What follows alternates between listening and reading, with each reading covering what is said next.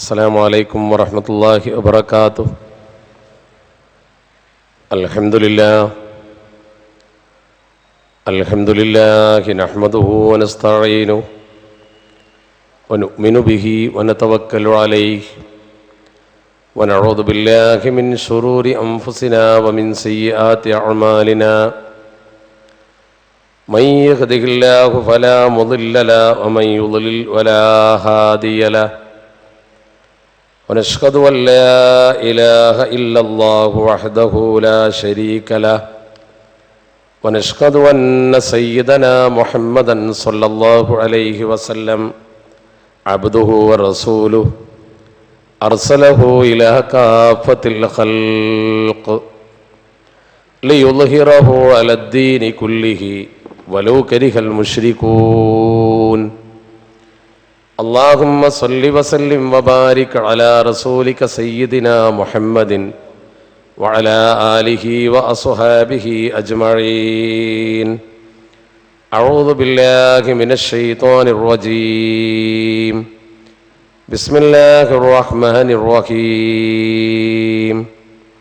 وأن هذا صراطي مستقيما فاتبعوه ولا تتبعوا السبل فتفرق بكم عن سبيله ذلكم وصاكم به لعلكم تتقون.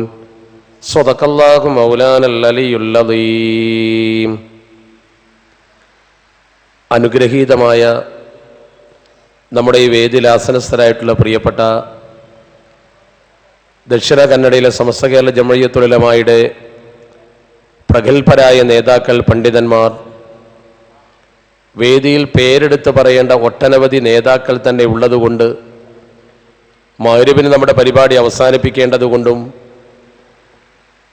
ഈ സന്ദർഭത്തിൽ നിങ്ങൾ അഭിസംബോധന ചെയ്യാൻ ഉള്ള സമയം ഉപയോഗപ്പെടുത്തണമെന്ന ലക്ഷ്യത്തിലും ഞാൻ എല്ലാവരെയും പേരെടുത്ത് പറയുന്നില്ല. സദസ്സിലും ഈ വേദിയിലും ഉള്ള മുഴുവൻ ആളുകളെയും റബ്ബ് തആല അനുഗ്രഹിക്കുമാറാവട്ടെ. നമ്മളെല്ലാവരും ഇവിടെ ഒത്തുകൂടിയത് സമസ്ത കേരള ജംഇയ്യത്തുൽ ഉലമയുടെ പേരിലാണ്. ആ മഹാപ്രസ്ഥാനത്തെ നയിച്ച മഹത്തുക്കളായ പണ്ഡിതന്മാർക്ക് പിന്നിൽ അണിനിരന്നുകൊണ്ട് ദീനീ ഖിദ്മത്ത് ചെയ്ത് ഈമാനോടെ മരണപ്പെടാൻ അള്ളാഹു നമുക്കൊക്കെയും തൗഫീക്ക് തരുമാറാവട്ടെ. നമ്മുടെ രോഗങ്ങളൊക്കെ അള്ളാഹു ശിഫയാക്കി തരുമാറാവട്ടെ. ദോഷങ്ങളൊക്കെ റബ്ബ് പുറത്തു തരുമാറാവട്ടെ. ഞാൻ ആമുഖം ദീർഘിപ്പിക്കുന്നില്ല. ഇവിടെ ഞാൻ വരുമ്പോൾ തന്നെ എന്നോട് രണ്ട് കാര്യം പ്രത്യേകമായി സൂചിപ്പിച്ചതിൽ ഒന്ന്, ബഹുമാനപ്പെട്ട നമ്മുടെ വേദിയിലുള്ള വിദ്യാഭ്യാസ ബോർഡിൻ്റെ മെമ്പറും നമ്മുടെ ഇത്തരം പ്രവർത്തനങ്ങൾക്കൊക്കെ നമുക്ക് കരുത്ത് പകരുന്ന വ്യക്തിയുമായ കല്ലടുക്കയിലെ ഹാജി ഇസ്മായിൽ സാഹിബിൻ്റെ ഉമ്മ മരണപ്പെട്ടു പോയി. അള്ളാഹു ആ മഹദിക്ക് മഗ്ഫിറത്ത് കൊടുക്കുമാറാവട്ടെ. അള്ളാഹുവെ, അവരുടെ ചെറുതും വലുതുമായ എല്ലാ ദോഷങ്ങളും നീ പുറത്തു കൊടുക്കണേ തമ്പുരാനെ. നമുക്കും അദ്ദേഹത്തിനും ആ ഉമ്മയെ സ്വർഗത്തിൽ കാണുവാൻ തൗഫീക്ക് തരണേ തമ്പുരാനെ. മറ്റൊന്ന്, അബൂബക്കർ ഹാജി സാഹിബ് തൻ്റെ ഒരു കുട്ടിയുടെ രോഗത്തെക്കുറിച്ച് വളരെ ഗൗരവത്തോടു കൂടി പറഞ്ഞു. മകളുടെ രോഗത്തെക്കുറിച്ച് പടച്ച തമ്പുരാൻ ആ കുട്ടിയുടെ രോഗം എത്രയും പെട്ടെന്ന് ശിഫയാക്കി കൊടുക്കുമാറാവട്ടെ. എന്ത് ബുദ്ധിമുട്ടുണ്ടെങ്കിലും ശരി, പടച്ച റബ്ബ് സമത്തയുടെ ഹക്ക് കൊണ്ട്, അള്ളാഹുവിൻ്റെ അമ്പിയ ഔലിയാക്കന്മാരുടെ ഹക്ക് ജാക്ക് ബർക്കത്ത് കൊണ്ട് ഷിഫാഹിനെ പ്രദാനം ചെയ്യണേ തമ്പുരാനെ. ഞാൻ എൻ്റെ വിഷയത്തിലേക്ക് കടന്നു വരികയാണ്.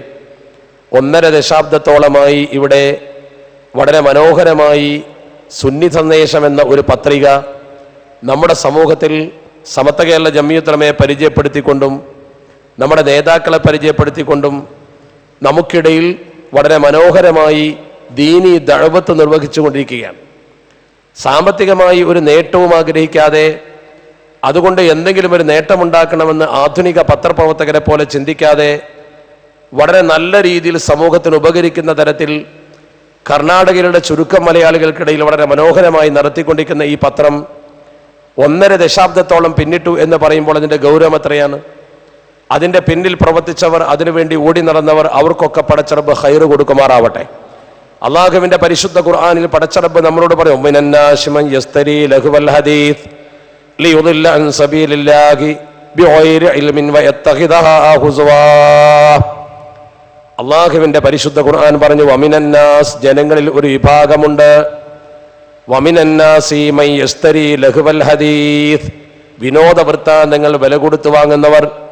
വെറുതെ ഇങ്ങനെ മാസിക വാങ്ങും, വെറുതെ ഇങ്ങനെ വാരിക വാങ്ങും. എന്തിന്? വിനോദത്തിന് വേണ്ടി, കളിക്കാൻ വേണ്ടി, തമാശയ്ക്ക് വേണ്ടി. എന്തെങ്കിലുമൊക്കെ കോമഡിക്ക് വേണ്ടി, അതെങ്കിൽ നോവൽ വായിക്കാൻ വേണ്ടി അങ്ങനെ വാങ്ങുന്ന ആളുകളുണ്ട്. വമിനന്നാസി മൻ യസ്തരി ലഹുവൽ ഹദീസ്. ലഹുൽ ഹദീസ് എന്ന് പറഞ്ഞാൽ വിനോദ വൃത്താന്തങ്ങൾ, കളി തമാശകൾക്ക് വേണ്ടി, വെറുതെ സമയം പോക്കുന്നതിന് വേണ്ടി ഇത്തരം പത്രികകൾ അടിച്ചിറക്കുന്നവരും അത് വില കൊടുത്ത് വാങ്ങുന്നവരുമുണ്ട്. ലിയുദില്ല അൻ സബീലില്ലാഹ്, അള്ളാഹുവിന്റെ മാർഗത്തിൽ നിന്നും ജനങ്ങളെ വ്യതിചലിപ്പിക്കുന്നതിന് വേണ്ടിയുള്ള ശ്രമമാണത്. പടച്ച റബ്ബിന്റെ മാർഗത്തിൽ നിന്നും ജനങ്ങളെ തെറ്റിപ്പിക്കാനുള്ള വഴിയാണത്. വയത്തഹിദഹാ ഹുസ്വാ, അള്ളാഹുവിന്റെ പരിശുദ്ധ ദീനുൽ ഇസ്ലാമിനെ പരിഹസിക്കുന്ന മാർഗമാണത്, ദീനിനെ പരിഹസിക്കുന്ന വഴിയാണത്. എന്നിട്ട് അള്ളാഹുവിന്റെ പരിശുദ്ധ ഖുർആൻ പറയുന്നു, വമിനന്നാസി മൻ യസ്തരി ലഹുവൽ ഹദീസ് ലിയുദില്ല അൻ സബീലില്ലാഹി ബിഗൈരി ഇൽമിൻ വയത്തഹിദഹാ ഹുസ്വാ. ആ വിഭാഗത്തിലുള്ള ശിക്ഷ അദാബും മുഹീനാണ്, അപമാനകരമായ ശിക്ഷ അവർക്ക് പരലോകത്ത് ഒരുക്കി വെച്ചിരിക്കുന്നുവെന്ന് പടച്ചറബ് പഠിപ്പിക്കുകയാണ്. അപ്പൊ നമ്മൾ എപ്പോഴും സമൂഹത്തിന് ഉപകരിക്കുന്ന ഗ്രന്ഥങ്ങളാണ് കൊടുക്കേണ്ടത്. ദഅവത്തിൽ ഇന്ന് ഏറ്റവും പ്രധാനപ്പെട്ട ഒരു രംഗമാണ് വരമൊഴി. അഥവാ നമുക്കെന്തെങ്കിലും എഴുതി അറിയിക്കാൻ, നമ്മുടെ വിഷയങ്ങൾ സമൂഹത്തിലെത്തിക്കാൻ. ഇപ്പൊ തന്നെ സുപ്രഭാതം പത്രം നമ്മൾ തുടങ്ങിയപ്പോൾ ആ മലയാളക്കരയിൽ സുപ്രഭാത പത്രത്തിന് എത്രമാത്രം പ്രാധാന്യമാണുള്ളത്, എന്തുമാത്രം മനോഹരമായിട്ടാണ് ജനങ്ങൾ അതിനെ സ്വീകരിക്കുന്നത്. ആ ഒരു സമീപനം ശരിക്കും നമ്മൾ മനസ്സിലാക്കുമ്പോൾ വായിക്കാൻ താല്പര്യമുള്ള നല്ലൊരു സമൂഹം നമുക്കിടയിലുണ്ട്.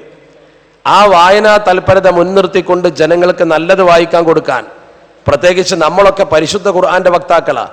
അള്ളാഹു പരിശുദ്ധ ഖുർആന്റെ തുടക്കത്തിൽ തന്നെ ഉപയോഗിച്ച പദം ഇഖ്റ, നിങ്ങൾ വായിക്കണമെന്നാണ്. അങ്ങനെ പറഞ്ഞൊരു മതവും ദുനിയാവിലില്ല. അള്ളാഹുവിന്റെ ദുനിയാവിൽ ഈ ഒരു മതം മാത്രമേ അങ്ങനെ പറഞ്ഞുള്ളൂ. നിങ്ങൾ വായിക്കുക, വായിക്കുക, പഠിക്കുക, കൂടുതൽ കൂടുതൽ അറിവ് നേടുക. നമ്മുടെ മഹാന്മാരായ പണ്ഡിതന്മാർ എഴുതി വെച്ച എത്ര ഗ്രന്ഥങ്ങൾ നമുക്ക് വായിക്കാനുണ്ട്. നമുക്ക് ദൈനംദിനമായി എന്തൊക്കെ കാര്യങ്ങൾ അറിയാനുണ്ട്. അതുപോലെ നമ്മുടെ നേതാക്കളുടെ സ്വഭാവം, അതുപോലെ തന്നെ സമത്വയുടെ ചരിത്രം, ഇതൊക്കെ നിങ്ങൾക്ക് പഠിപ്പിക്കുന്ന വലിയ ഒരു ദൗത്യമാണ്. ശരിക്ക് കണ്ടോ, കോയക്കുട്ടി ഉസ്താദിനെ കുറിച്ച് ദീർഘമായ ലേഖനമുണ്ട്. ചെറുശ്ശേരി ഉസ്താദിനെ കുറിച്ചും പൂർവിക നേതാക്കളെ കുറിച്ചുമൊക്കെ പഠിപ്പിച്ച ഒരു മനോഹരമായ വാരികയാണിത്. അതുകൊണ്ട് മനോഹരമായ മാസിക. ഈ സുന്നി സന്ദേശം എന്ന് പറയുന്നത് സത്യത്തിൽ ഇസ്ലാമിന്റെ സന്ദേശമാണ്, അത് ദീനിന്റെ സന്ദേശമാണ്, അത് ദഅവത്തിന്റെ സന്ദേശമാണ്. അള്ളാഹു ആ പത്രികയെ ഇനിയും ഉയരങ്ങളിലേക്ക് ഉയർത്തിക്കൊണ്ടുപോകുമാറാവട്ടെ. അതിന് ഖിദ്മത്ത് ചെയ്യുന്നവർക്കൊക്കെ പടച്ച റബ്ബ് തുല്യ പ്രതിഫലം രണ്ടു വീട്ടിലും നൽകുമാറാവട്ടെ. അള്ളാഹുവേ, ഇത് വാങ്ങുന്നവർക്കും ഇത് പ്രസിദ്ധീകരിക്കുന്നവർക്കും ഇതിന്റെ കൂടെ നിൽക്കുന്നവർക്കും എഴുതുന്നവർക്കുമൊക്കെ നിന്റെ ദീൻ പ്രചരിപ്പിച്ചതിന്റെ മഹത്തായ പ്രതിഫലം രണ്ടു വീട്ടിലും നീ നൽകണേ തമ്പുരാനെ.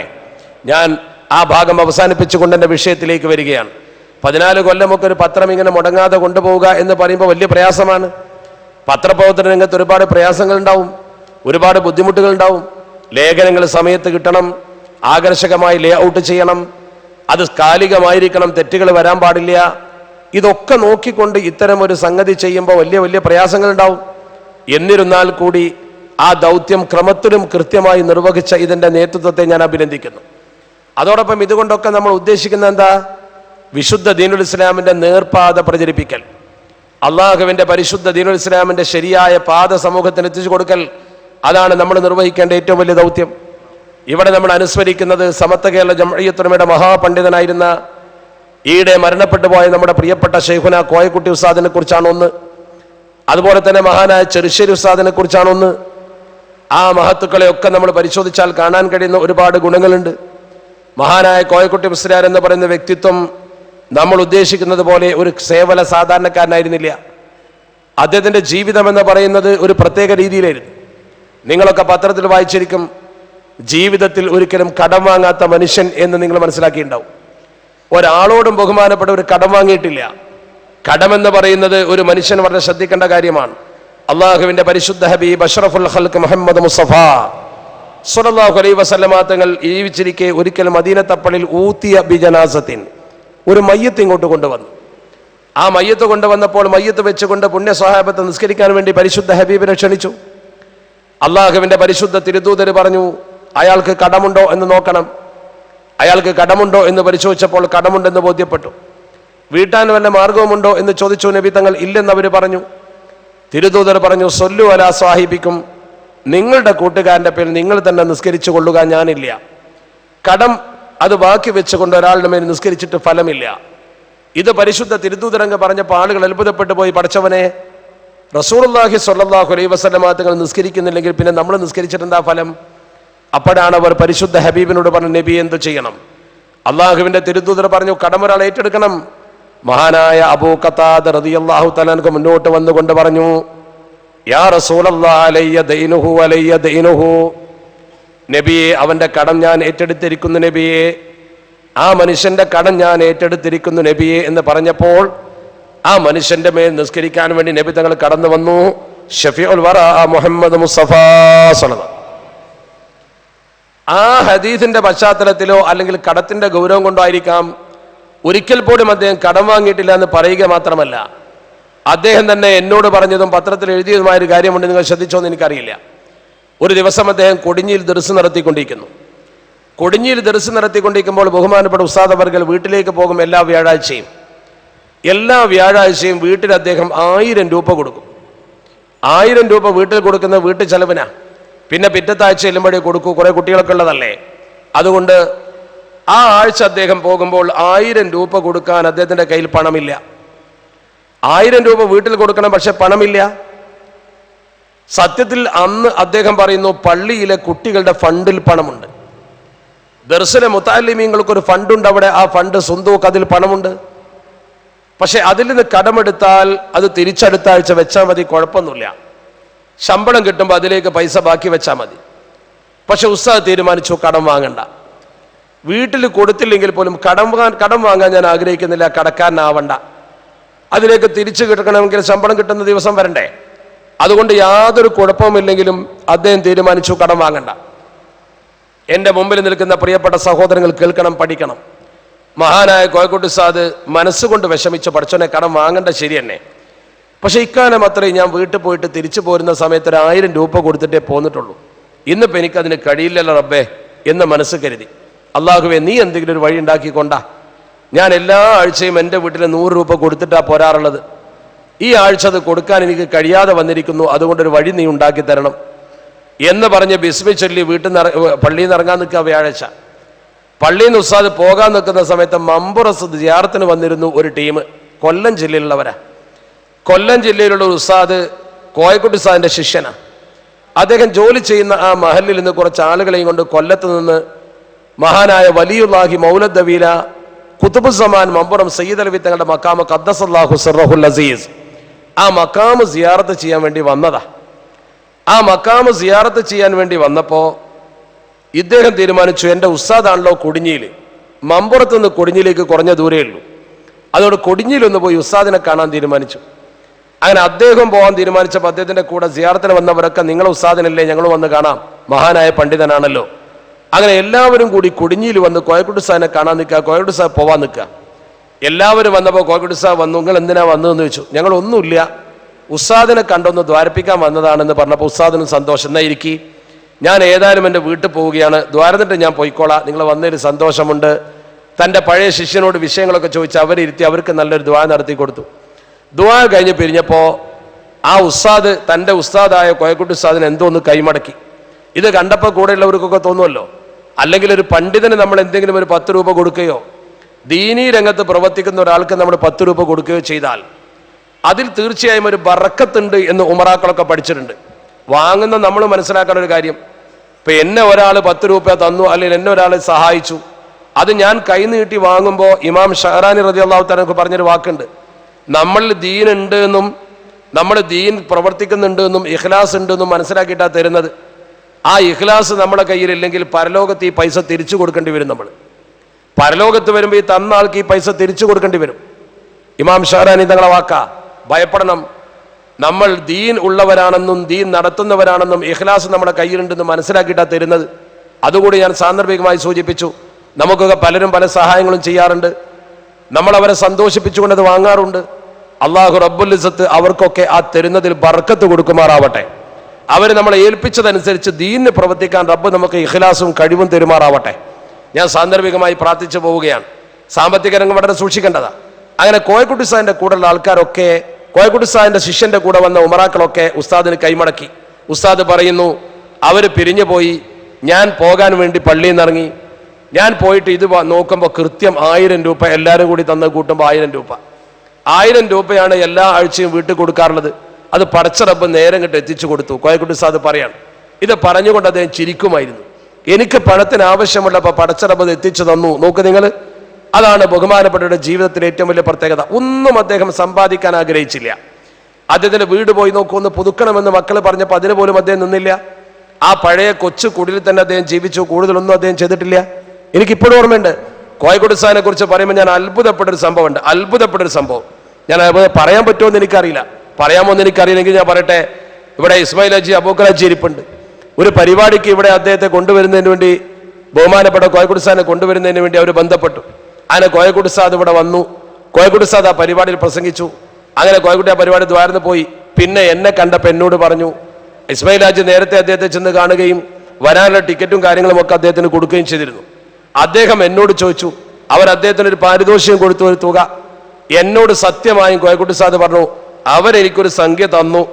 എൻ്റെ ജീവിതത്തിൽ ആരും എനിക്ക് അത്ര വലിയ സംഖ്യ തന്നിട്ടില്ല. അത് എനിക്ക് തന്നെ തന്നതാണോ അതോ പിഴച്ചതാണോ എന്ന് ചോദിക്കണം എന്ന് പറഞ്ഞു. അപ്പൊ ഞാൻ പറഞ്ഞു, അല്ല ഉസ്താദെ, അത് ഉസ്താദിന് സന്തോഷത്തിൽ തന്നതാണെന്ന് എനിക്കറിയാം. എന്നോട് പറഞ്ഞിട്ടുണ്ട് ഉസ്താദ് അത് സ്വീകരിക്കണം എന്ന്. അപ്പൊ എന്നോട് ചോദിച്ചത് ഉറപ്പാണോ? ഞാൻ പറഞ്ഞു, അത് ഉറപ്പാണ്, എനിക്കറിയാം. ഇസ്മായിൽ ഹാജി എന്നോട് സംസാരിച്ചിരുന്നു, അതുകൊണ്ട് നിങ്ങൾ ഭയപ്പെടണ്ട എന്ന് ഞാൻ അദ്ദേഹത്തോട് പറയുമ്പോൾ അദ്ദേഹത്തിന്റെ ആ ഇഖ്ലാസ് നോക്കണം നിങ്ങൾ എന്ന് പറഞ്ഞ ഒരു പണ്ഡിതനെ സംബന്ധിച്ചിടത്തോളം, ഒരു പണ്ഡിതൻ അത്ര വലിയ സൂക്ഷ്മത ജീവിതത്തിൽ പുലർത്തുമ്പോൾ അതിന്റെ പ്രത്യേകത എത്രയാ? അള്ളാഹു ആ മഹാന് മഗ്ഫിറത്ത് കൊടുക്കുമാറാവട്ടെ. ഞാനത് സാന്ദർഭികമായി സൂചിപ്പിച്ചത് മാത്രം. അദ്ദേഹം ചെറുപ്പത്തിലേ പട്ടിണി പോലെ കിടന്ന് പഠിച്ചതാ. അദ്ദേഹം കണ്ണിയത്ത് ഉസ്താദിന്റെ ദർസിൽ പോയ സംഭവം നിങ്ങൾ വായിച്ചിരിക്കും. മഹാനായ റഈസുൽ മുഹഖിഖീൻ പൊന്നാനിയിൽ ദർസ് നടത്തുന്നു കേട്ടപ്പോ കണ്ണിയത്ത് ഉസ്താദിന്റെ ദർസിൽ ചേരുന്നതിന് വേണ്ടി ബഹുമാനപ്പെട്ടവർ പോയി. അങ്ങനെ റഈസുൽ മുഹഖിഖീന്റെ ദർസിൽ അദ്ദേഹം ചെന്ന് അന്ന് നോക്കുമ്പോൾ 70-ൽ പരം വലിയ കുട്ടികൾ അവിടെ ഉണ്ട്. 70-ൽ പരം വലിയ കുട്ടികൾ, കുറച്ച് ചെറിയ മുത്താലിമ്യങ്ങൾ കൂടി 100-125 മുത്താലിമ്യങ്ങളുണ്ട്. കണ്ണിയത്ത് ഉസ്താദ് അദ്ദേഹത്തെ വിളിച്ചിട്ട് ചോദിച്ചു, നീ എവിടുന്നാ വരുന്നത്? ഞാനിങ്ങനെ ആനക്കരന്നാ വരുന്നത്. എന്താ നിന്റെ പേര്? കോയക്കുട്ടി. അപ്പൊ കണ്ണിയത്ത് ഉസ്താദ് എപ്പോഴും തമാശ പറയും, കോയക്കുട്ടി എന്നൊരു പേരുണ്ടടാന്ന് ചോദിച്ചു. ഉണ്ട് എന്ന് പറഞ്ഞു. ആർക്കാ അങ്ങനെ പേരുള്ളതെന്ന് ചോദിച്ചു. ബുഖാറിയിലെ കോയക്കുട്ടി തങ്ങളൊക്കെ ഉണ്ടല്ലോ എന്ന് പറഞ്ഞു. ആ ശരിയാണ്, നീ മിടുക്കനാണെന്ന് പറഞ്ഞു. എന്താ നിന്റെ പേര്? ആനക്കര, നിന്റെ നാട് ആനക്കര, അവിടെ ആനുണ്ടോ എന്ന് ചോദിച്ചു. ഉണ്ട്, അവിടെ പഴയ നമ്പൂതിരിമാരുടെ മഠമുണ്ട്, അവിടെ ആനയും ഉണ്ട് എന്ന് പറഞ്ഞു. വലിയ സന്തോഷമായി. കാരണം കണ്ണിയത്ത് ഉസ്താദിന്റെ ചോദ്യം അങ്ങനെ, നിനക്ക് എന്താ വേണ്ടതെന്ന് ചോദിച്ചു. എനിക്ക് ഉസ്താദിന്റെ ദർസിൽ ഓതണം. അപ്പൊ കണ്ണിയത്ത് ഉസ്താദ് ഇങ്ങനെ മിണ്ടാതിരുന്നിട്ട് പറഞ്ഞു, ദർസിലൊക്കെ നിനക്ക് ഓതാ, പക്ഷെ കുട്ടികളൊക്കെ മുഴുവനായിട്ടുണ്ട്, എല്ലാ വീട്ടിലും ചെലവായിട്ടുണ്ട്, ഇനി നിനക്ക് ചെലവൊന്നും കിട്ടൂല. ചെലവിനുള്ള വക നീ ഉണ്ടാക്കുകയാണെങ്കിൽ നിനക്ക് ഓതാ, ഇല്ലെങ്കിൽ വീട്ടിലേക്ക് ചെലവിന് പോകാൻ പറ്റൂല. പക്ഷെ കണ്ണിയത്ത് ഉസ്താദിന്റെ ദർസായതുകൊണ്ട്, കണ്ണിയത്ത് ഉസ്താദിന്റെ ദർസിൽ പഠിക്കണമെന്ന് ദൃഢനിശ്ചയമുള്ളത് കൊണ്ട് കോയക്കുട്ടി ഉസ്താദ് പറഞ്ഞു, എനിക്ക് ഭക്ഷണമില്ലെങ്കിൽ ഞാൻ പഠിക്കാം, ഞാൻ ഈ ദർസിൽ ഓതാൻ വന്നതാണ്. കോയക്കുട്ടി ഉസ്താദ് പറയുന്നു, എൻ്റെ കയ്യിൽ അന്ന് 1 രൂപയാണുള്ളത്. 1 രൂപ എന്ന് പറഞ്ഞാൽ അന്നത്തെ 16 അണ. 16 അണയാണ് എൻ്റെ കയ്യിലുള്ളത്. ഈ 16 അണ വെച്ച് ഞാൻ ആ പള്ളിയിൽ ചേർന്നു. എന്ന് മാത്രമല്ല, ദർസിൽ പഠിച്ചുകൊണ്ടിരിക്കുമ്പോൾ ആ പള്ളിയുടെ തൊട്ടപ്പുറത്ത് കഞ്ഞി വെച്ച് കൊടുക്കുന്ന ഒരു കടയുണ്ട്. അവിടെ നല്ല കഞ്ഞി കിട്ടും. ആ കഞ്ഞിക്ക് പൈസ കൊടുത്ത് ഒരു ദിവസത്തിൽ 1 നേരം കഞ്ഞി കുടിക്കും. ദിവസത്തിൽ 1 നേരം കഞ്ഞി കുടിച്ചിട്ടാണ് ബഹുമാനപ്പെട്ടവർ അവിടെ ഓതിയത്. ഈ 16 അണ തീരുന്നവരെ കഞ്ഞി കുടിച്ചു. പിന്നെ ഒരു മാർഗമല്ല. നേരത്തെ വീട്ടിൽ പോകുമ്പോൾ പണമില്ലെന്ന് പറഞ്ഞ പോലെ കൈമലർത്തുമ്പോൾ അള്ളാഹുവേ നീ സഹായിക്കണേ എന്ന് ദുആ ചെയ്തപ്പോൾ ആ പള്ളിയുടെ തൊട്ടപ്പുറത്ത് തന്നെ ഉള്ളൊരു ബിസ്ക്കറ്റ് ഉണ്ടാക്കുന്ന കമ്പനി ഉണ്ട്, ബേക്കറി.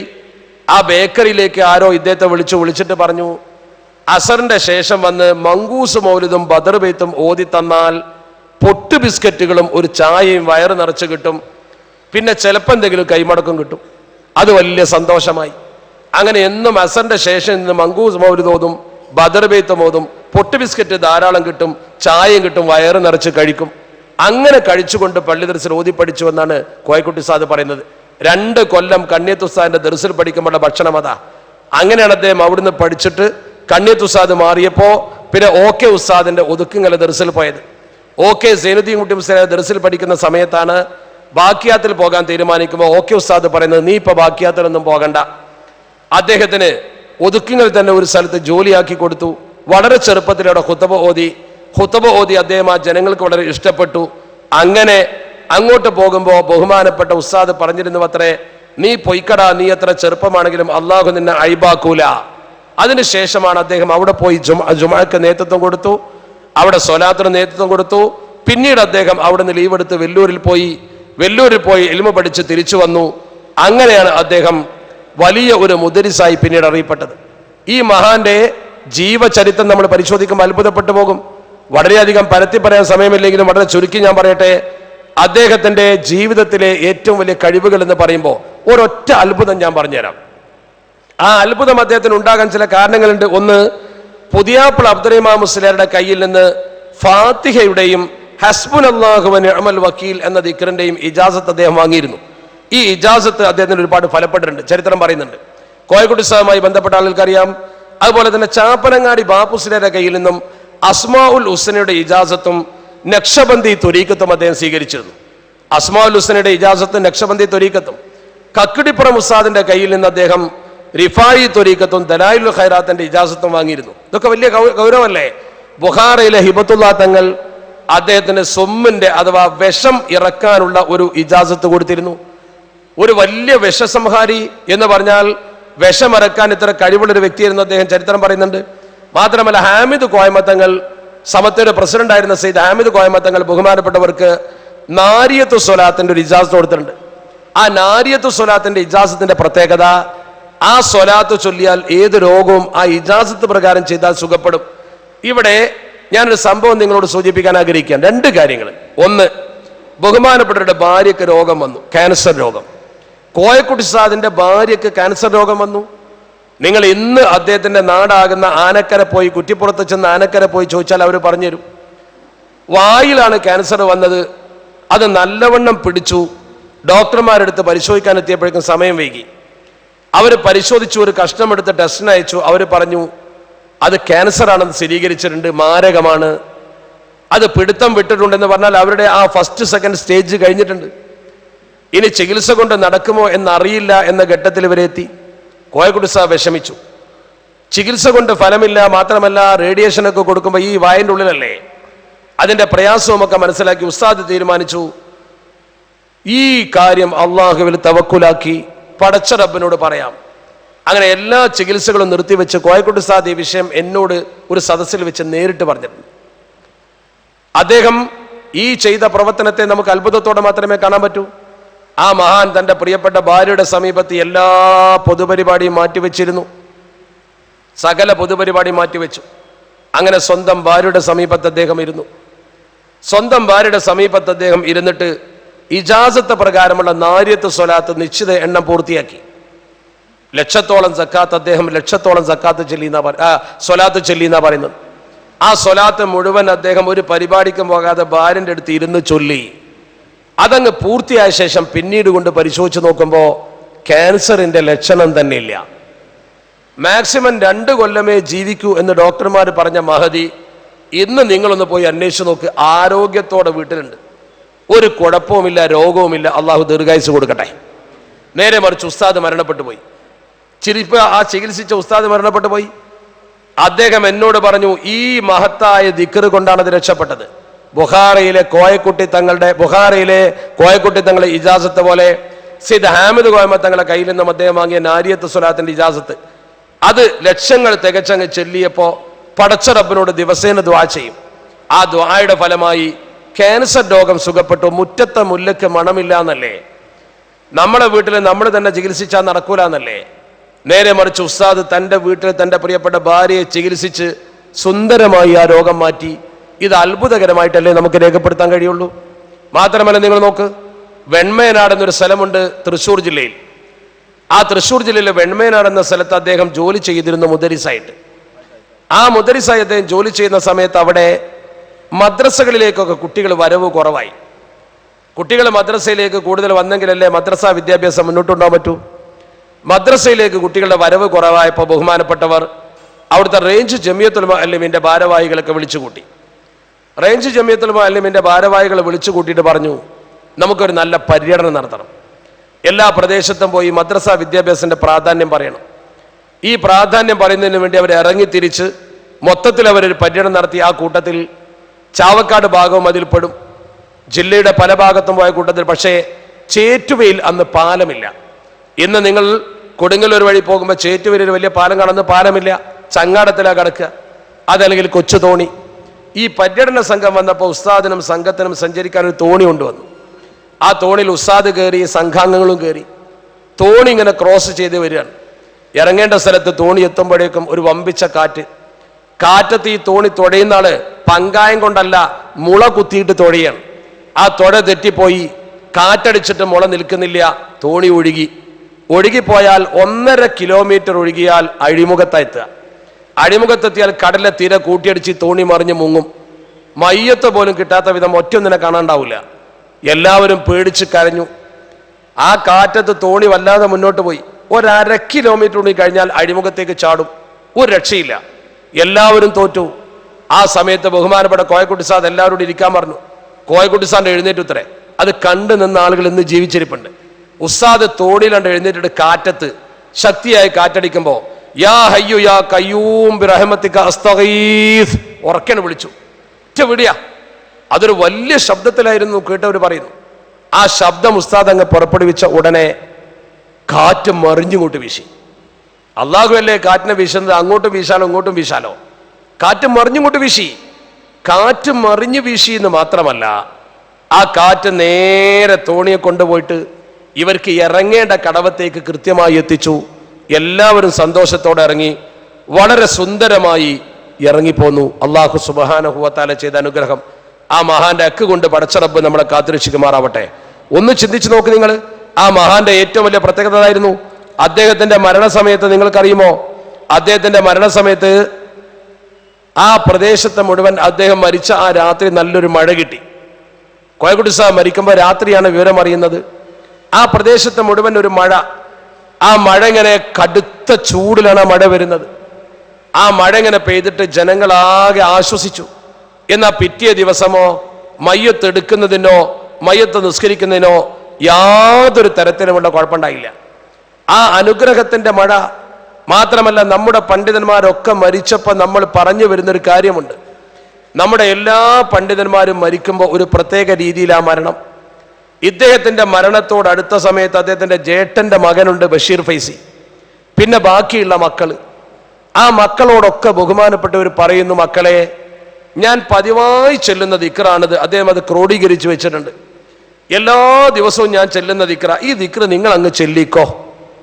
ആ ദിക്ർ അദ്ദേഹം അവിടെ കിടന്നിട്ട് മക്കളെ കൊണ്ട് ചെല്ലിക്കുന്നു. നോക്ക് നിങ്ങൾ, മക്കളെ കൊണ്ട് ദിക്ർ ചെല്ലിക്കുന്നു.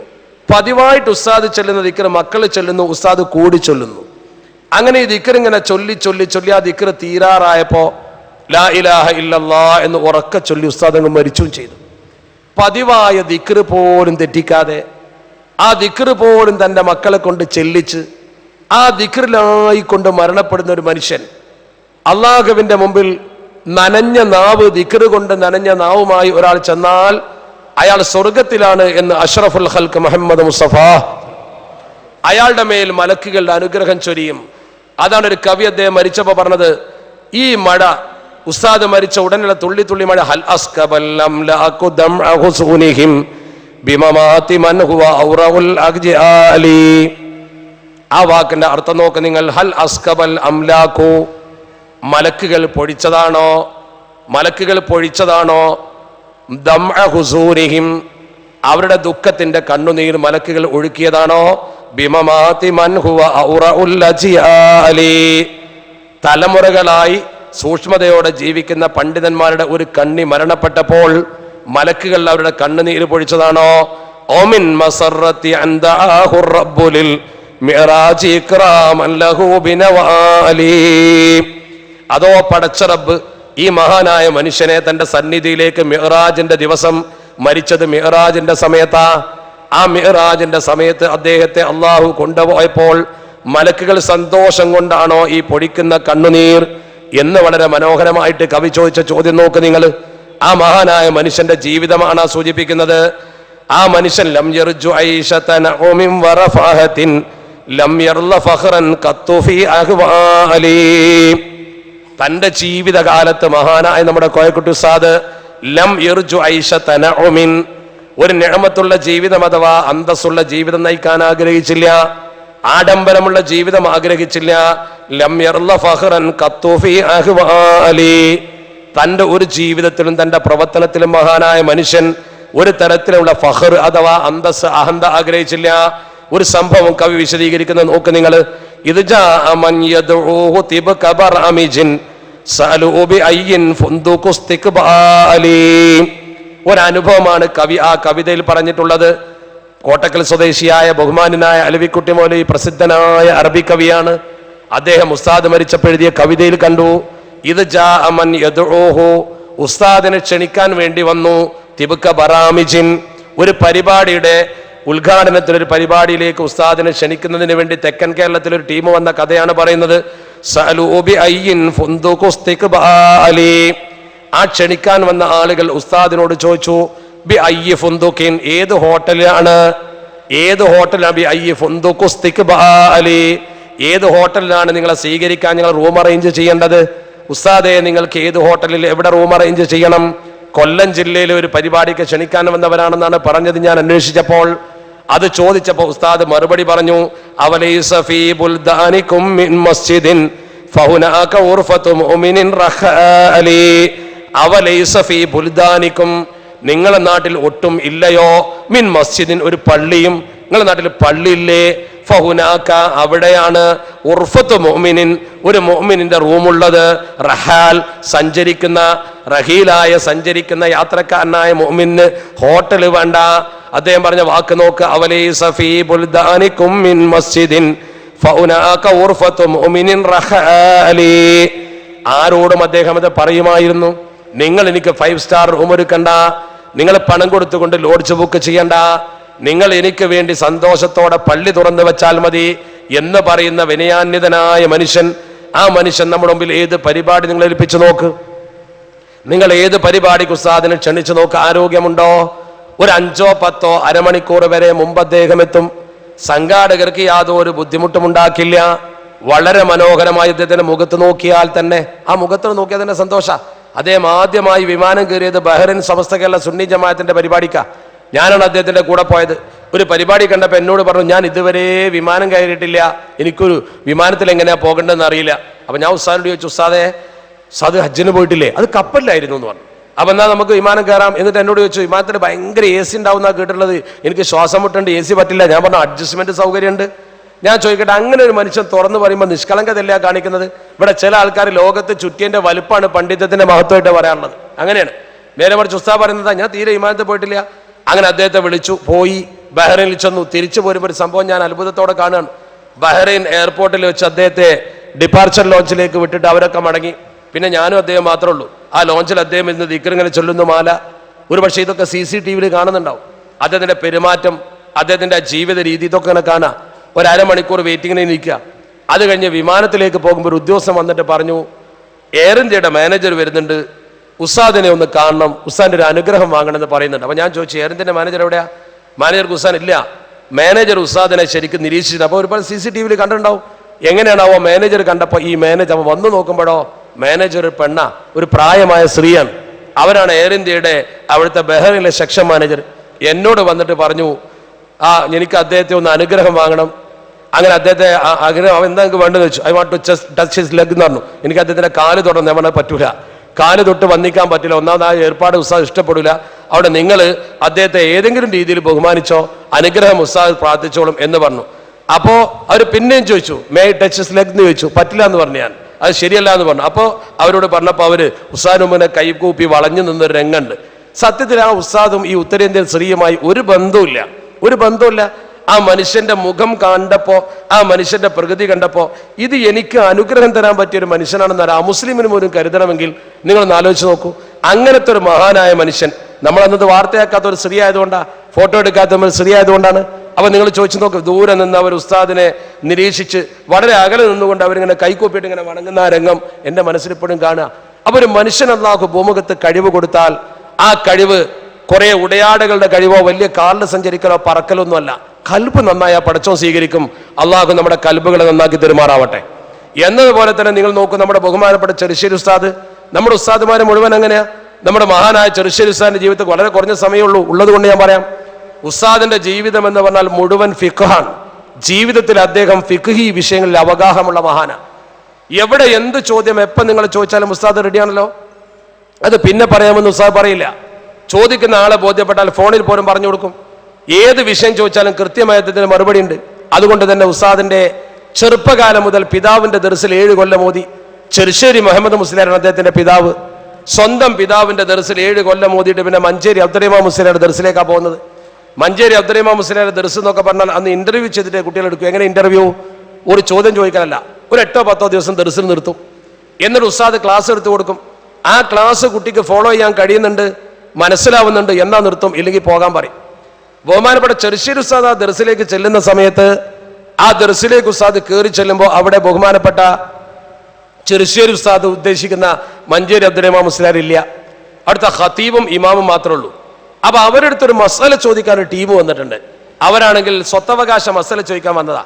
അപ്പൊ ഇവര് വെറുതെ ഇവരോട് എന്തെങ്കിലും ചോദ്യങ്ങളൊക്കെ ചോദിച്ചിങ്ങനെ ചർച്ച ചെയ്യുമ്പോൾ ചെറുശ്ശേരി ഉസ്താദ് ശരിക്കും കേട്ടു. അബ്ദുറഹിമാൻ ഉസ്താദ് വന്നിട്ട് ചോദിക്കാൻ നിൽക്കുന്ന മഞ്ചേരി അബ്ദുറഹിമാൻ മുസ്ലിയാർ വലിയ ഫക്കീഹ ചോദിക്കാൻ നിൽക്കുമ്പോൾ ഈ ഖതീബും അവിടുത്തെ മുദരിസും ഇവരോട് ഇങ്ങനെ വിവരം അറിയുമ്പോൾ ചെറുശ്ശേരി ഉസ്താദ് കേൾക്കുന്നുണ്ട്. അപ്പൊ ഇവർ ചോദിക്കുന്ന ചോദ്യത്തിന് കൃത്യമായി മറുപടി പറയാനൊക്കെ കഴിയുന്നില്ല. ഇതൊരു കിണിഞ്ഞ മസലയാണല്ലോ. അപ്പൊ ചെറുശ്ശേരി ഉസ്താദ് അവരോട് പറഞ്ഞു, ആ മസല ഇന്ന കിതാബിൽ ഇന്ന പേജിലുണ്ടല്ലോ. അത്ഭുതപ്പെട്ടു പോയി. ആ കിതാബ് എടുത്തോണ്ട് നോക്കുമ്പോൾ കൃത്യ. അപ്പൊ ഈ കുട്ടി എന്തിനു വന്നതാ? ഞാൻ ഇവിടെ ദർസ് ചേരാൻ വന്നതാ. നീ ഇവിടുന്ന് അതൊക്കെ പഠിച്ച? ഞാൻ എൻ്റെ വാപ്പാന്റെ ദർസിന്ന് പഠിച്ചതാ. നീ ഈ പള്ളിയിൽ തന്നെ പഠിച്ചോ? അവരപ്പം തന്നെ തീരുമാനിച്ചു. കുട്ടി പോവാന്ന് പറഞ്ഞാലും കൂടുതൽ അഡ്മിഷൻ അപ്പം തന്നെ കൊടുത്തു. ഉസ്താദ് വരാത്തന്നെ അഡ്മിഷൻ കൊടുത്തു. അവിടെ പഠിച്ച് അവിടുന്ന് പുറത്തിറങ്ങി ഉസ്താദ് പിന്നെ കോടങ്ങാട്ട് ദർസെടുത്താൻ പോകുമ്പോൾ ചെറിയൊരു കുട്ടിയാ. വെല്ലൂർ ബാക്കിയത്തിലേക്ക് പോകാൻ ചോദിച്ചപ്പോൾ ബാപ്പ പറഞ്ഞു, നീ പോകണ്ട, വെല്ലൂർ പോയവരൊക്കെ നിന്നെ തേടി ഇങ്ങോട്ട് വരുന്നു. അതൊരു ഇജാസത്താ. അങ്ങനെ അദ്ദേഹം കോടങ്ങാട്ട് ഖുത്ബ ഓതി മുദരിസായി ജോലി ചെയ്യുന്ന സമയത്ത് ആ നാട്ടുകാർക്ക് വലിയ മതിപ്പൊന്നുമില്ല. ഒന്നാമത് കൊണ്ടോട്ടിക്കാരനാ. കോടങ്ങാട് കൊണ്ടോട്ടിന്ന് 2 കിലോമീറ്റർ ഇപ്പുറത്താ. അപ്പൊ അവിടെ ഓതുമ്പോൾ ചെറിയ കുട്ടിയായപ്പോൾ ആൾക്കാർക്ക് അത്ര മതിപ്പില്ല, വാപ്പാന വലിയ മതിപ്പാ. അപ്പോഴാണ് ഒരിക്കൽ കണ്യത്ത് ഉസ്താദ് അവിടെ ജുമഅക്ക് വന്നത്. കണ്യത്ത് ഉസ്താദ് ജുമഅ കൂടി ജുമഅക്ക് ശരിക്കും ശ്രദ്ധിച്ച് നിസ്കാരവും ഖുത്ബയൊക്കെ ശ്രദ്ധിച്ചപ്പോൾ കണ്യത്ത് ഉസ്താദ് ചോദിച്ചു, ഇതേതായി കുട്ടി? നാട്ടുകാർ പറഞ്ഞു, അത് ചെറുശ്ശേരി അഹമ്മദ് കുട്ടി മുസ്ലിയാരുടെ മകൻ സൈനുദ്ദീൻ മുസ്ലിയാരാ. അപ്പൊ അഹമ്മദ് കുട്ടി മുസ്ലിയാർ എന്ന് പറയുന്ന ചെറുശ്ശേരി ഉസ്താദിന്റെ ബാപ്പ കണ്യത്ത് ഉസ്താദിന്റെ കൂടെ ഓതിയ ആളാ. ബാപ്പാനെ ശരിക്കറിയാം. കണ്യത്ത് ഉസ്താദ് ഉറക്കെ പറഞ്ഞു, ആഹാ, മൂർഖന്റെ കുട്ടി മൂർഖൻ തന്നെയാണല്ലോ എന്ന് പറഞ്ഞു. അതോടുകൂടി ആളുകൾക്ക് ചെറുശ്ശേരി ഉസ്താദിനെ കുറിച്ച് വലിയ മതിപ്പായി. അതാണ് അദ്ദേഹത്തിന്റെ ഏറ്റവും വലിയ മതിപ്പ്. ആ മതിപ്പ് എക്കാലഘട്ടത്തിലും അദ്ദേഹം പ്രകടിപ്പിച്ചു. ഏത് വിഷയത്തിലും അദ്ദേഹത്തിന് എന്തുണ്ടായിരുന്നു? എന്ത് ചോദ്യം നിങ്ങൾ ചോദിച്ചാലും തമാശ രൂപേണാണെങ്കിലും നേർരൂപത്തിലാണെങ്കിലും കൃത്യമായി മറുപടി കൊടുക്കും. ഒരു വിഷയമുണ്ടായാൽ അത് പരിഹരിക്കും. ചെമ്മാട് മഹലിൽ ഒരു പ്രശ്നമുണ്ടായത് ഞാൻ ഇപ്പോഴും ഓർക്കുന്നു. ചെമ്മാട് മഹൽ എന്ന് പറയുന്നത് ചെറുശ്ശേരി ഉസ്താദ് കുറെ കാലം ദർസെടുത്തിയ മഹല്ല. ആ മഹലിൽ 2 വിഭാഗം ആളുകളുണ്ട്. 2 വിഭാഗം ആളുകളുണ്ടെങ്കിലും സമത്തക്കാർ ഭൂരിപക്ഷമുള്ളത് കൊണ്ട് സമത്തക്കാർ മഹലിൽ ഭരിക്കുന്നു. ഒരു പ്രശ്നവുമില്ല. മഹലിൽ ഭംഗിയെടുപ്പ് എല്ലാ സ്ഥലത്തും അങ്ങനെയുള്ള മഹലിൽ പ്രശ്നമൊന്നും ഉണ്ടാവില്ല. ഇവര് കുറച്ച് പേര് കയറി വന്ന് പിന്നെ ബഹളം ഉണ്ടാക്കല. ആര്? മണ്ണാർക്കാട്ടുകാർ. അവര് കയറി വന്നിട്ട് കുഴപ്പമുണ്ടാക്കല പതിവ്. അങ്ങനെ അവര് കയറി വന്നിട്ട് ആ മണ്ണാർക്കാട്ട് അങ്ങനെയുള്ള നിങ്ങൾ കേട്ടല്ലോ, മണ്ണാർക്കാട്ട് വിഷയം കേട്ടില്ലേ? നീ ഞാൻ പറയേണ്ട ആവശ്യമില്ലല്ലോ. അവസാന നിമിഷം വരെ ജയിക്കുമെന്ന് വിശ്വസിച്ചു, മലക്കുകൾ ഇറങ്ങുമെന്ന് വിശ്വസിച്ചു. ഇപ്പൊ പറയുന്ന മലക്കുകൾ ഇറങ്ങിയെന്ന പിന്നെന്തേ കുഴപ്പമെന്ന് വെച്ചു. മലക്കുകൾ ഇറങ്ങിയത് ലാസ്റ്റ് ടൈമിലാണ്. ചിഹ്നം പഠിപ്പിച്ചു കൊടുക്കാൻ സമയം കിട്ടിയില്ല എന്ന് പറഞ്ഞു. അവസാന പ്രശ്നം ആ ഒരൊറ്റ പ്രോബ്ലമാണ് ഇപ്പം ഉണ്ടായത്. ആയിക്കോട്ടെ, ആ വിഷയം ഞാൻ ഇപ്പോൾ പറയുന്നില്ല. എൻ്റെ വിഷയം അതല്ല, അതുകൊണ്ട് ഞാൻ അങ്ങോട്ട് പോകുന്നില്ല. വെറുതെ ഒരു മനുഷ്യനെ കൊണ്ടുപോയി പടച്ചിറപ്പ് ബാക്കി തീർക്കുന്ന ഗതികേട് നോക്കൂ.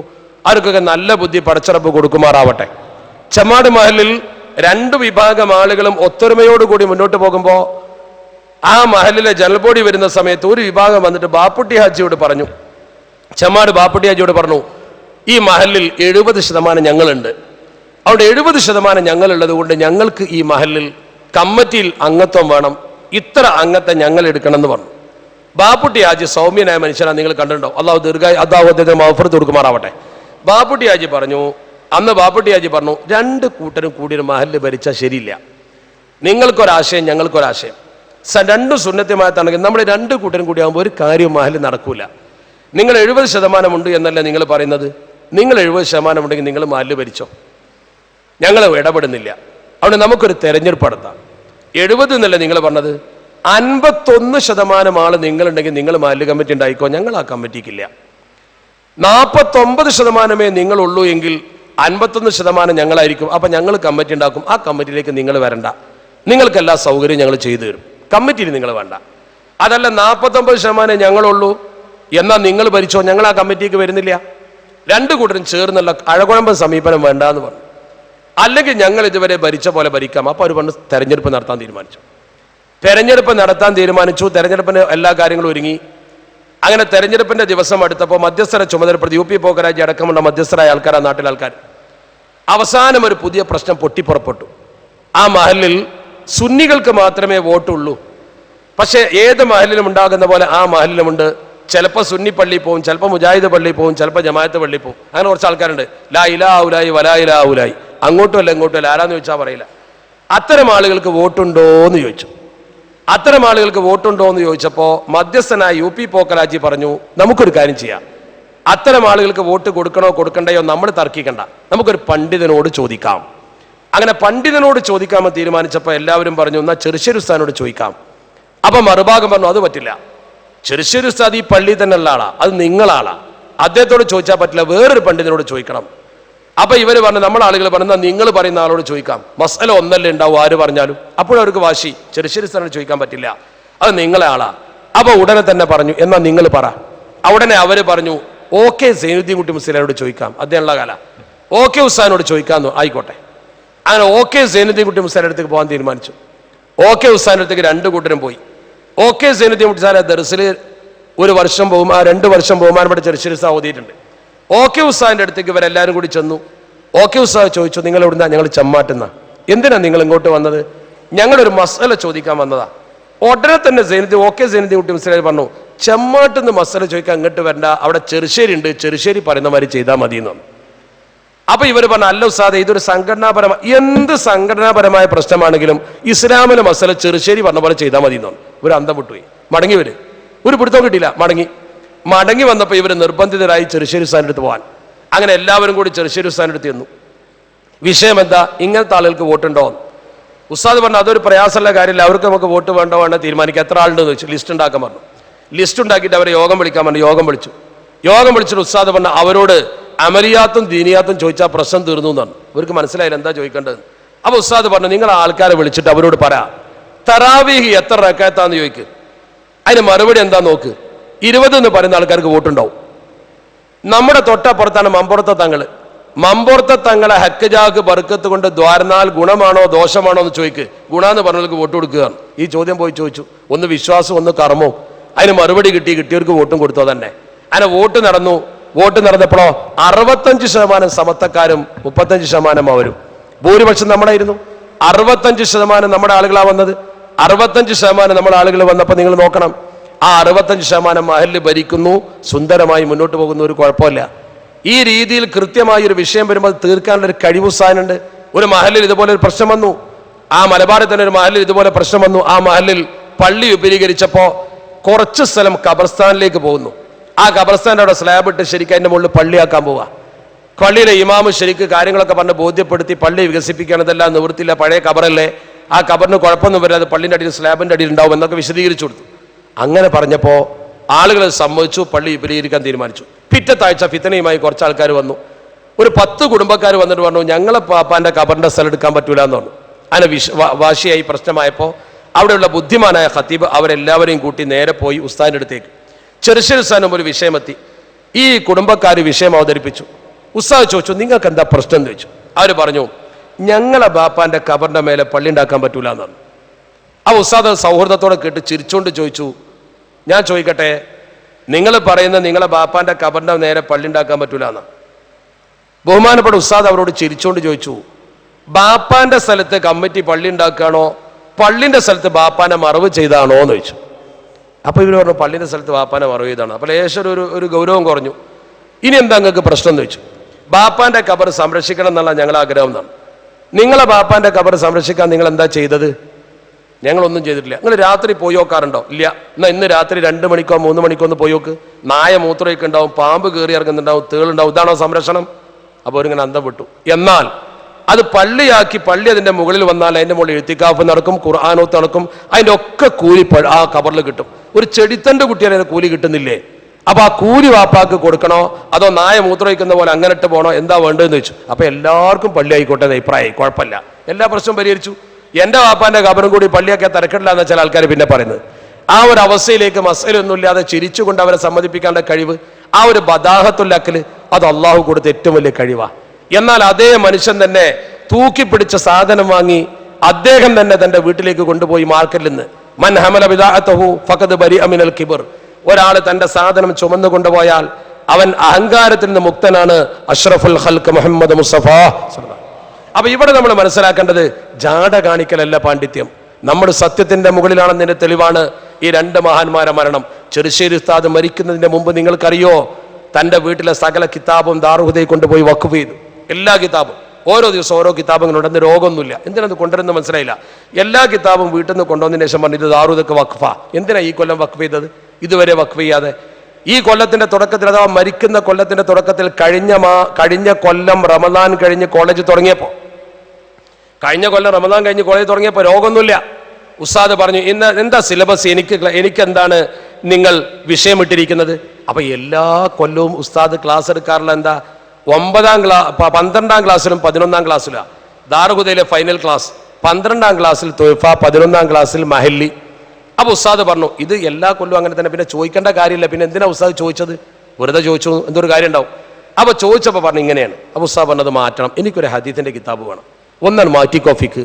അപ്പോൾ ബന്ധപ്പെട്ട ആൾക്കാർ ഉസ്താദെ പറ്റില്ല, കാരണം ഇവരിവിടുന്ന് പുറത്തു പോയി ഈ കുട്ടികൾ ഫിഖിന്റെ മസ്അല അറിഞ്ഞ് മഹലിൽ പ്രവർത്തിക്കുമ്പോൾ സ്വത്തവകാശം, ഫറായിദ്, ത്വലാഖ്, നിക്കാഹ്, ഫസ്ക് ഇതൊക്കെ ശരിക്കും പറഞ്ഞു കൊടുക്കണ്ടേ? അത് ഉസ്താദ് തന്നെ 2 കൊല്ലം പഠിപ്പിക്കണം, ഫൈനലല്ലേ. അപ്പോൾ ഉസ്താദ് പറഞ്ഞു അതൊന്നുമല്ല വിഷയം, അവസാന കാലത്ത് ഒരു ഹദീസിന്റെ കിതാബുമായി ബന്ധം വേണം എന്ന് എൻ്റെ ഷെയ്ഖന്മാർ പറഞ്ഞിട്ടുണ്ട്. ഇത് കേട്ടപ്പോൾ അവർ മഹല്ലി വെട്ടി 11ാം ക്ലാസ്സിൽ സ്വഹീഹ് മുസ്ലിം വെച്ചു.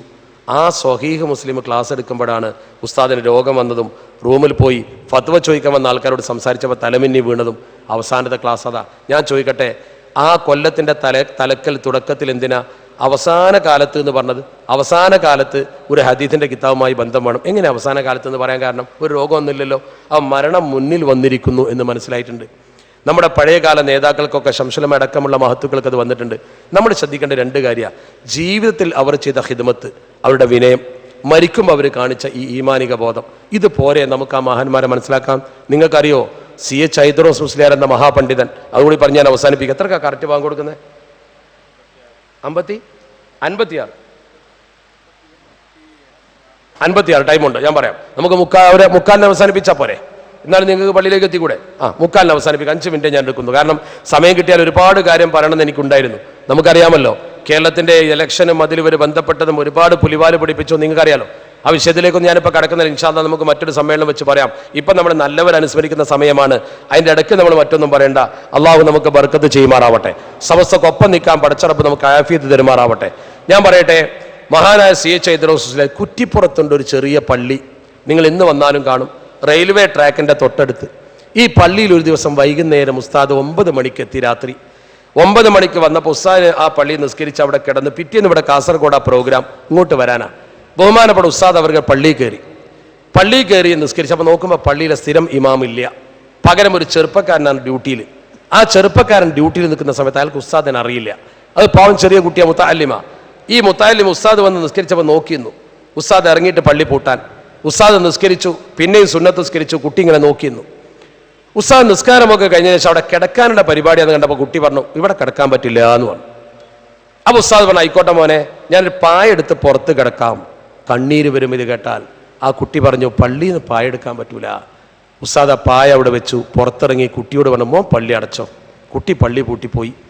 ആ ഹൗദിൻ്റെ കരയിൽ നനഞ്ഞ പ്രതലത്തിൽ തൻ്റെ തലയിൽ കെട്ടിയ ഓയിൽ മുണ്ട് നേരിയത് വിരിച്ചിട്ട് തൻ്റെ ബാഗിൽ നിന്ന് സ്വലാത്തിൻ്റെ പുറത്തെടുത്ത് വെച്ച് ബഹുമാനപ്പെട്ടവർ ആ ബാഗ് തലക്ക് വെച്ച് കിടക്കുന്ന ഒരു രംഗമുണ്ട്. ആ ബാഗ് തലക്ക് വെച്ച് ഉസ്താദ് കിടന്നു. കുട്ടി നേരം വെളുക്കുമ്പോൾ പള്ളി തുറക്കാൻ വന്നു. പള്ളി തുറക്കാൻ വന്നപ്പോൾ ഉസ്താദ് തഹജ്ജുദ് നിസ്കരിക്കുന്നുണ്ട്. ഹൗദിൻ്റെ കരയിൽ നനഞ്ഞ പ്രതലം ഏതാണ്ട് ഉണങ്ങി തുടങ്ങിയപ്പോൾ വീണ്ടും ഒതുണ്ടാക്കി നനഞ്ഞിട്ടുണ്ട്. പള്ളി തുറന്നു. ഉസ്താദ് പള്ളി കയറി സുന്നത്ത് നിസ്കരിച്ചു, ബാങ്ക് വിളിച്ചു. ബാങ്ക് വിളിച്ചപ്പോൾ നാട്ടുകാരൊക്കെ നിസ്കരിക്കാൻ വന്നു. അതിൽ പ്രമുഖരൊക്കെ ഉണ്ട്. അവർ ഉസ്താദിൻ്റെ കൈ പിടിച്ച് മുത്തി, ചിലർ കെട്ടിപ്പിടിച്ചു. അപ്പോൾ ഇതൊരു വലിയ മനുഷ്യനാണെന്ന് ഈ കുട്ടിക്ക് തോന്നി. കുട്ടി അവിടെ ഉള്ളവരോട് ചോദിച്ചു ഇതാരാ? ഇത് CH ഹൈദ്രോസുസ്ലിയാരാ. അപ്പോൾ കുട്ടി കേട്ടിട്ടുണ്ട് ആളെ, കുട്ടി കേട്ടിട്ടുണ്ട്. കുട്ടി ഉസ്താദിൻ്റെ മുമ്പിൽ ചെന്ന് കരഞ്ഞു. ഉസ്താദെ അറിയാതെ പറ്റിപ്പോയതാ, ഉസ്താദാന്ന് പറഞ്ഞിരുന്നെങ്കിൽ ഞാൻ എന്തൊക്കെ സൗകര്യം ചെയ്യും. ആ മഹാനായ മനുഷ്യൻ കുട്ടീൻ്റെ തലക്ക് ഇങ്ങനെ കൈവച്ചു അത്രേ. ആ കുട്ടി ഞങ്ങളോട് പറഞ്ഞു, കൈ വെച്ചിട്ട് ഉസ്താദ് പറഞ്ഞു മോനെ എൻ്റെ കുട്ടിക്ക് അല്ലാഹു ഖൈർ നൽകട്ടെ. കാരണം ആരെങ്കിലും വന്ന് പള്ളിയിൽ നിന്ന് പായ ചോദിച്ചാൽ കൊടുക്കാൻ പാടില്ല, ആരെങ്കിലും വന്ന് പള്ളി കിടക്കാൻ ചോദിച്ചാൽ കിടത്താനും പാടില്ല. എൻ്റെ കുട്ടി ഡ്യൂട്ടി ശരിക്ക് ചെയ്തിട്ടുണ്ട്, നിനക്ക് അല്ലാഹു ഖൈർ തരട്ടെ. ഉസ്താദിന് പറയാമായിരുന്നില്ലേ ഞാൻ CH ഹൈദ്രോസുസ്ലിയാരാണെന്ന്? പറഞ്ഞില്ലല്ലോ അദ്ദേഹം. അത് പറഞ്ഞിരുന്നുവെങ്കിൽ കുറ്റിപ്പുറത്തെ സമ്പന്നൻ്റെ വീട്ടിൽ കൊണ്ടുപോയി അദ്ദേഹത്തെ കിടത്തുമായിരുന്നു AC റൂമിൽ. പറഞ്ഞില്ല. ആ ഒരു തവാദുൾ ഇതാണ് അദ്ദേഹത്തിന്റെ മരിച്ചപ്പോൾ അദ്ദേഹത്തിന്റെ മർത്യത്തിൽ എഴുതിയത്.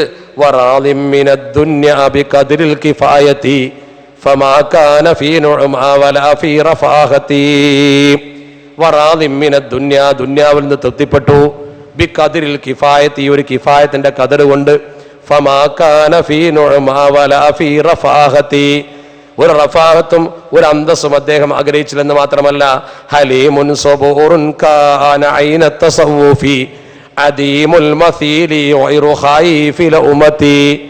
ആ പറഞ്ഞ വാക്ക് നോക്ക് നിങ്ങൾ, ഹലീമുൻ സബൂറുൻ കാന ഐന തസവ്വുഫി, തസവ്വുഫിന്റെ ഐനായിരുന്നു, സൂഫിസത്തിന്റെ ജീവനായിരുന്നു. ആ മനുഷ്യന്റെ പ്രത്യേകത എന്താ?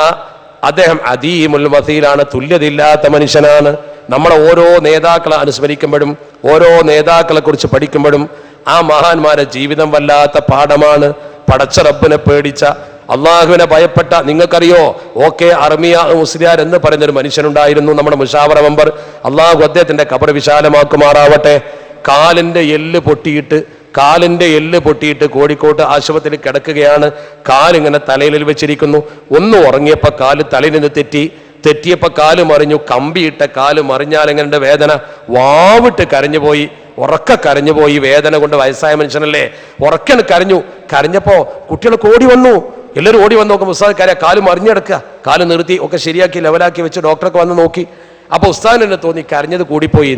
എന്നിട്ട് പിന്നെ ഉസ്താദ് ചെയ്ത പണി എന്താ? കൈ ഇങ്ങനെ പിടിച്ചിട്ട് കിടന്നിട്ട് ദ്വാരക്ക, പടച്ചോനെ കരയാണ്. അദ്ദേഹം കരയാണ്, അല്ലാഹുവേ ദുന്യാവെന്ന് നീ എന്നെ എത്രയും വേദനിപ്പിച്ചോ, ഇനി ഞാൻ കരയില്ല. പരലോകത്ത് എൻ്റെ അടുത്ത് വരുമ്പോൾ എന്നെ വേദനയാക്കാതിരുന്നാൽ മതി. പടച്ചോനെ ദുന്യാവെന്ന് ഈ എന്നെ എത്രയും വേദനിപ്പിച്ചോ, ഇനി ഞാൻ കരയില്ല. ഞാൻ എൻ്റെ അടുത്ത് പരലോകത്ത് വരുമ്പോൾ എന്നെ വേദനിപ്പിക്കാൻ ഞാൻ മതി. ആ മനുഷ്യന്റെ തഖ്വ നോക്ക്. അങ്ങനത്തെ മനുഷ്യന്മാരാണ് നമ്മളെ നയിച്ചത്. അവരെ പിന്നിൽ നിൽക്കാൻ അള്ളാഹു നമുക്ക് തൗഫീക്ക് തരുമാറാവട്ടെ. അതാണ് കൂനൂ മഅ സ്വാദിഖീൻ. നിങ്ങൾ ഒരിക്കലും പേടിക്കണ്ട. സമ്പത്തിന്റെ പിന്നാലെ പോണ്ട, സൗകര്യത്തിന്റെ പിന്നാലെ പോണ്ട, ആഡംബരത്തിന്റെ ആർഭാടത്തിന്റെ പിന്നാലെ പോണ്ട. ഈ സുന്നി സന്ദേശം പോലുള്ള പത്രത്തിലൂടെ നമ്മളെ നേതാക്കളെ സ്വഭാവം പഠിക്കുക, നമ്മളെ നേതാക്കളെ ചരിത്രം പഠിക്കുക, നമ്മുടെ നേതാക്കളുടെ ഒളിഞ്ഞിരിക്കുന്ന ജീവിത സത്യങ്ങൾ നിങ്ങളിലേക്ക് എത്തിച്ചു തരാനുള്ള ഒരു മീഡിയയാണ്, മാധ്യമമാണിത്. അതുകൊണ്ട് ഇത് വാങ്ങുക, ഇത് പ്രോത്സാഹിപ്പിക്കുക, ഇത് പഠിക്കുക. അങ്ങനെ ദീനുള്ള ഒരു തലമുറയെ വളർത്തിക്കൊണ്ടുവരാൻ സമത്വക്കൊപ്പം നിൽക്കുക. അർഹമുറാഹിമായ റബ്ബ് സുബ്ഹാനഹു വ തആല അതിന് നമുക്ക് തൗഫീക്ക് നൽകുമാറാവട്ടെ. നമ്മുടെ പ്രവർത്തനങ്ങളെ പടച്ച റബ്ബ് വിജയിപ്പിക്കുമാറാവട്ടെ. അല്ലാഹുവേ, ഞങ്ങളുടെ നേതാക്കളുടെ ബർക്കത്ത് കൊണ്ട് ഞങ്ങളെ നീ കാക്കണേ തമ്പുരാനെ. ഞങ്ങളെ മരിച്ചുപോയ നേതാക്കൾക്കൊപ്പം സ്വർഗത്തിൽ ഞങ്ങൾ ഒന്നിപ്പിക്കണേ തമ്പുരാനെ. അമലും തഖ്വയും ഇൽമും കുറഞ്ഞ ഈ സാധുക്കൾക്ക് അന്ത മഅമൻ അഹ്ബബ്ത എന്ന് പറഞ്ഞ ആ ഹദീസിന്റെ പശ്ചാത്തലത്തിൽ ഞങ്ങളെ നേതാക്കളായ സൂഫിയാക്കളായ ആലിമീങ്ങളോട് വല്ലാത്ത സ്നേഹമുണ്ട്. റബ്ബേ, അവരുടെ കൂടെ ഞങ്ങളെ സ്വർഗത്തിൽ ഒന്നിപ്പിച്ചു തരണേ തമ്പുരാനെ. ഞങ്ങളുടെ ശാരീരിക മാനസിക വിഷമങ്ങളൊക്കെ തീർത്തു തരണേ റബ്ബേ. പടച്ചവനെ, ഞങ്ങളെ കച്ചവടം, കൃഷി, ജോലി എന്നിവയിൽ ബറക്കത്ത് ചെയ്യണേ തമ്പുരാനെ. ഇത്തരം പരിപാടികൾക്ക് വേണ്ടി സഹായിക്കുന്നവർക്കൊക്കെ നീ ഖൈറ് തരണേ റബ്ബേ. ശത്രുക്കളുടെ എല്ലാ ശത്രുതയിൽ നിന്ന് ഞങ്ങളെ കാക്കണേ തമ്പുരാനെ. ഇസ്സത്തോടെ ജീവിച്ച് കാമിലായി ഈമാനോടെ മരിക്കുന്ന മുഅ്മിനീങ്ങളുടെ കൂട്ടത്തെ ഞങ്ങളെ പെടുത്തണേ റബ്ബേ.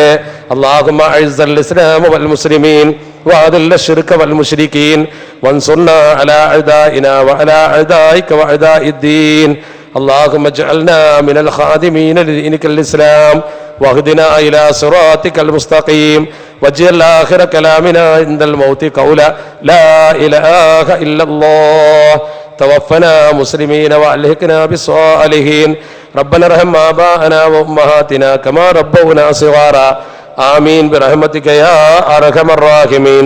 بفضل صلى الله على محمد صلى الله عليه وسلم.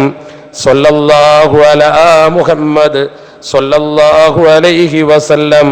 اللهم صل على محمد يا ربي صل عليه وسلم. എല്ലാവരോടും ദുആ കൊണ്ട് വസിയത്ത്. അസ്സലാമു അലൈക്കും വറഹ്മത്തുള്ളാഹി വബറകാതുഹു.